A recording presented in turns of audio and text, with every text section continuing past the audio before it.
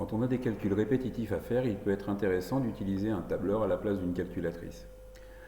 Là, par exemple, on a l'enregistrement d'un mouvement au cours du temps, c'est-à-dire qu'on connaît à chaque instant t d'une vidéo la position x et y du mobile au cours du temps. Donc ici sur la droite on a la trajectoire, on a ici M0, M1, M2, M3, M4, etc.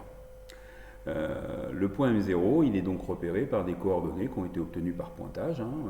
Du coup l'abscisse du point M0 c'est 0,093 mètres et son ordonnée 0,712 mètres. Donc ce sont les coordonnées de ce point-ci. Premier point sur du mobile, position du mobile sur la première image de la vidéo. Sur la deuxième image de la vidéo, le mobile est monté. Du coup, on voit ici son abscisse, 0,162 mètres, on peut dire que c'est le point M1, et ici son ordonnée, 0,889 mètres.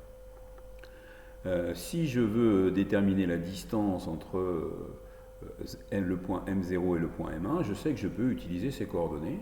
Il va falloir que je fasse x1 moins x0 que j'élève au carré, plus y1 moins y0 que j'élève au carré. Et je vais ensuite faire une racine carrée de cette somme pour obtenir la distance entre le point M1 et le point M2. Alors comment je vais faire ça avec un tableur?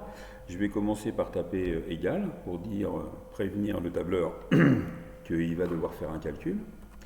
Ensuite, je vais utiliser l'instruction qui lui dit qu'il faut faire une racine carrée. Il se trouve que pour Excel, c'est racine. Puis ensuite, je vais lui dire de faire le x1 moins x0, mais je ne vais pas lui dire de faire x1 moins x0. Je ne vais pas taper les valeurs de x1 et x0. Je vais taper l'endroit où se trouve la valeur de x1. Et l'endroit où se trouve la valeur de x1, c'est ici, donc dans la cellule C3. Donc je peux soit taper C3, soit avec ma souris aller cliquer sur la cellule en question. Cellule à laquelle je dois retirer la valeur de x0 qui se trouve dans la cellule C2. Et ça, je vais l'élever au carré. Donc pour élever au carré, on tape accent circonflexe 2. Ça, en langage de tableur, ça signifie au carré. J'ajoute, de la même façon, j'ouvre une parenthèse pour dire qu'il faut commencer par faire y1, aller chercher la valeur de y1 qui se trouve dans la cellule D3, moins y0 qui se trouve dans la cellule D2.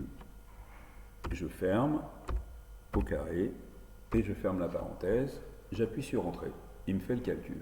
Bon, vous me direz, pas forcément beaucoup d'avantages par rapport à une calculatrice, certes.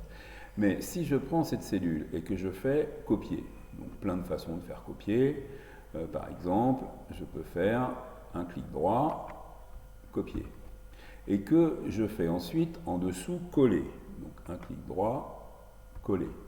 Et bien là, je m'aperçois qu'il a calculé une nouvelle valeur. Pourquoi? Si je regarde ici dans ma barre d'adresse, je m'aperçois que ce qu'il a fait en collant, c'est qu'il a déplacé automatiquement les cellules d'un cran vers le bas, puisque j'ai retapé la même formule, j'ai collé la formule dans une cellule qui était décalée d'un cran vers le bas. Donc du coup, je n'ai pas besoin de retaper ma relation, mon calcul. Automatiquement, il me fait donc C4 moins C3, c'est-à-dire qu'il prend la valeur x4 auquel il retire la valeur x3, qu'il élève au carré, plus D4 moins D3, c'est-à-dire la valeur de y2 moins y1. Je valide par entrée pour retrouver la valeur calculée.